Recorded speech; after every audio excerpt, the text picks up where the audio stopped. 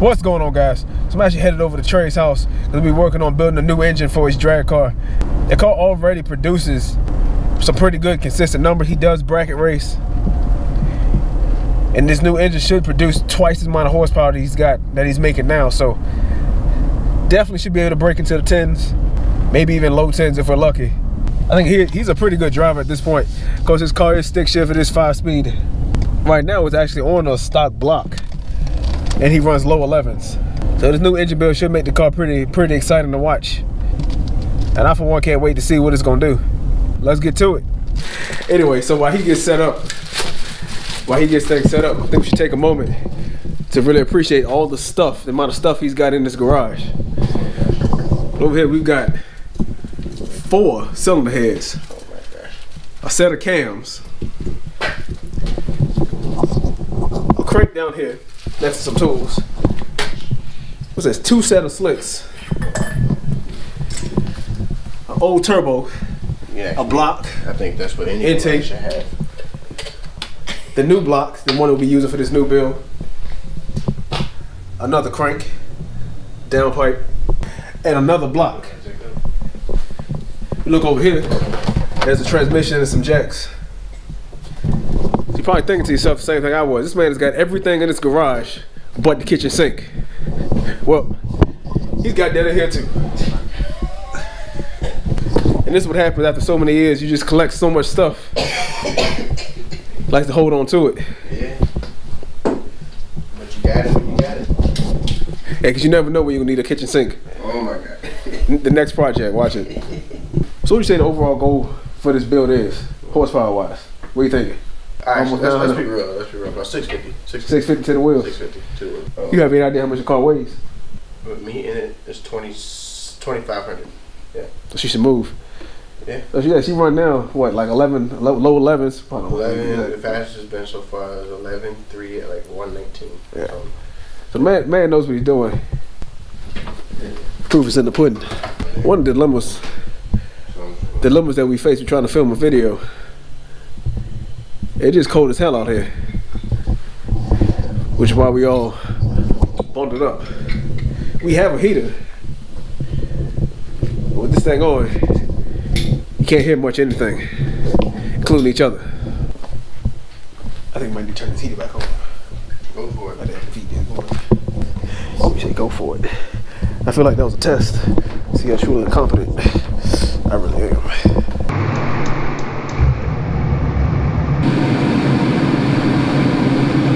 So like I said, you can't hear shit, but at least it won't freeze. Alright, so we looked at it. We were looking at our main studs, they're not all the same length. Then we got them in here.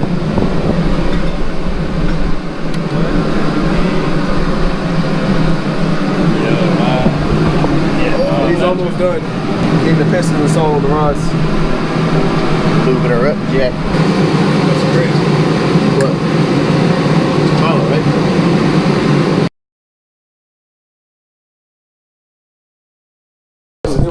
No, he's telling them. This is how it works.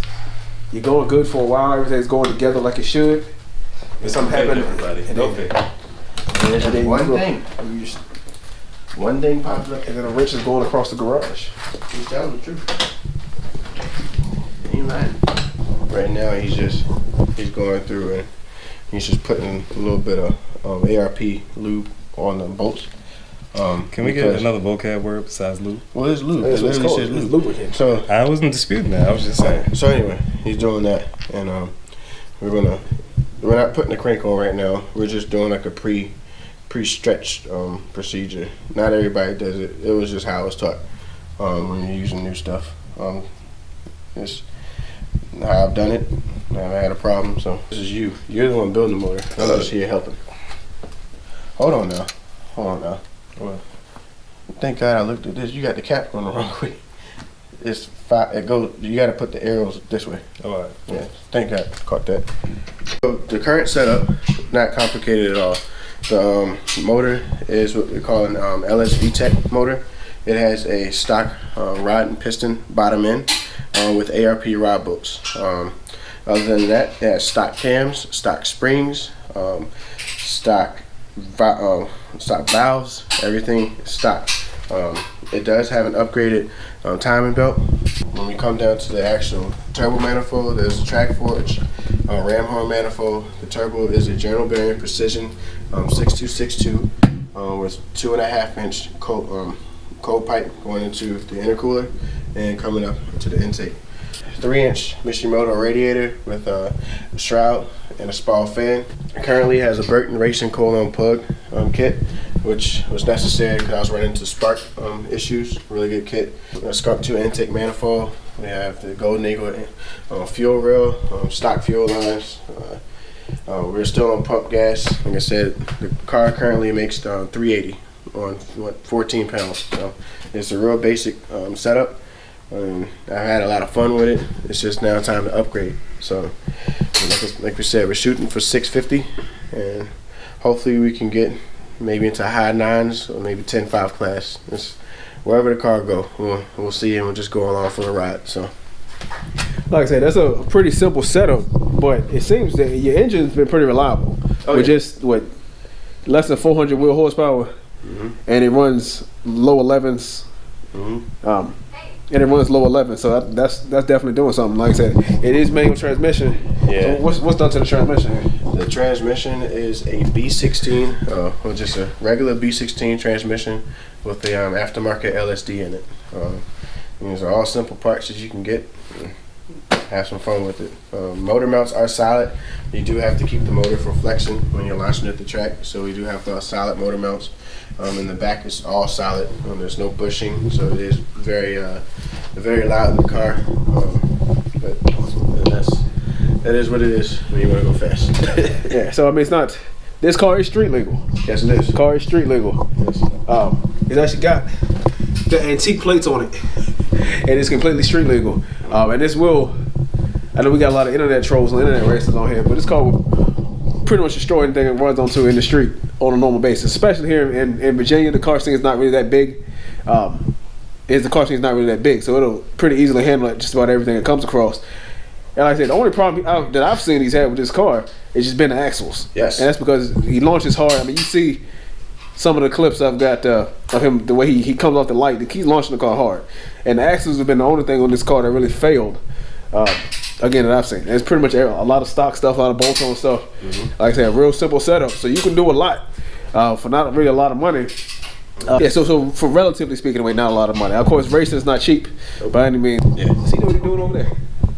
Yeah, he can. Let's go check him out. Come on. You just have to build that and then put it in the car so that you're ready for the event in April. She made it seem so simple.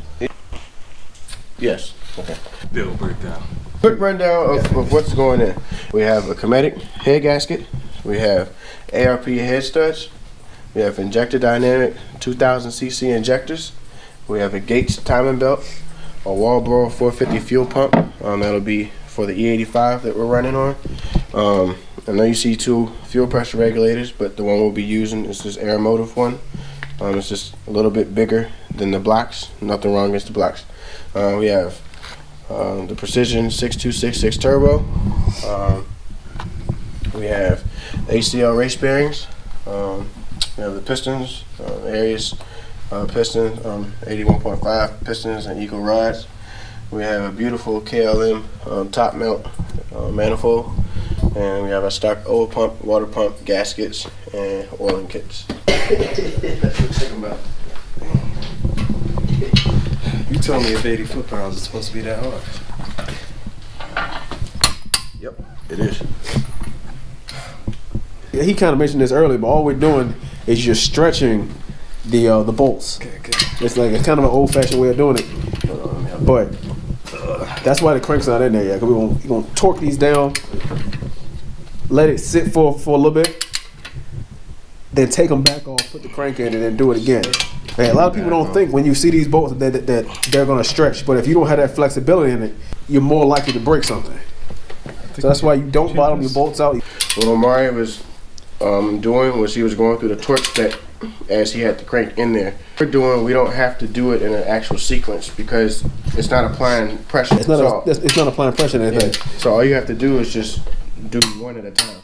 When you actually put a crank in here and there's a piece of metal going across each one of these, then yes, when you tighten down on here, it's going to apply pressure. There's pressure pushing back from that Which is crankshaft. Which is This man's out of breath. Yeah. Yo, it's all. It's called cardio, man. Yeah, don't So you, but at each one of these, we don't do cardio around here. We don't got time for that. so let me check my Visitors. Go ahead. We'll worry about actually doing the ring gap and stuff tomorrow. That's fine. Because with our ring gap, we gotta flip it around. We gotta put the rings in. Check the gap. That's for the piston rings. Okay. Yeah, this is piston ring We grinder. replace the piston rings that you fried. Oh no, it's for Fast the. and the Furious. Oh, I got is it called a guilty admission? I don't really remember all the lines. You know what's I have a good admission. I can actually recite the first 3 Fast and Furious movies line by line. And they're actually on Netflix, so I can prove it. Not that I'm proud of that, but I'm giving you a heads up that any prior knowledge you expect me to have, it was with these 0%. Yeah. So obviously your piston doesn't just sit in here, and it wouldn't have any type of compression. Right. obviously in order to fit inside the block, there's a gap So we're going to be compressing. or the sidewall. We're going to be using the piston ring compressor, compressing the rings, and then it's going to go in there. And then what's going to happen is the rings are going to apply outward pressure on the piston, whatever. I got you. So, AKA expand. but went in too deep. But anyway, so I would say that's what she said, but she said right there, so that might be. so what we're going to do is, like I said, these are the wrong rings, but we're going to put them in there, turn it. We're going to take this down, and you just kind of go in there. You see that gap right there on the ring? That is your piston ring gap, and we are going to be taking. I'm going to put the top ring on, the second ring on, the oil rings on, drop it in there, and all this happens after we've already got the crank in. Oh, okay. When we get there, we're literally done with the short block. I mean, yeah, we will have to put the rear main steel on and that bull crap, but that's nothing. Biting so hard, like he was trying. Look at him, what is that? Boost leak tester. So I hook it up to the turbo inlet, and then I hook the air compressor up to it, and I put on like 20 pounds, and then I know if I got any leaks. So that's it for the day, guys. We're done. We got a little bit done on the motor. We spent a lot of time cleaning and prepping up and kind of showcasing the parts that we had. Yes, Instagram. On Instagram, I do have a YouTube, but don't follow. he sounded real drunk right now. But yeah, so you follow 3_Turner. He's on Instagram. He has his own channel. If you're looking for that first person, more that drag racing side of it, as we follow this build to see if we make our, our horsepower ET goals. So we can go ahead and wrap everything up.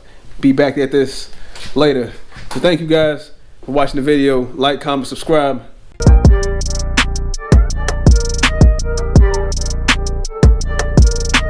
Alright, y'all. We sounded out. We did half a day's. Nah, we worked hard all day. I'll take that back. Put in some work today. You know what I'm saying? So while he applaud himself, Ever. so that's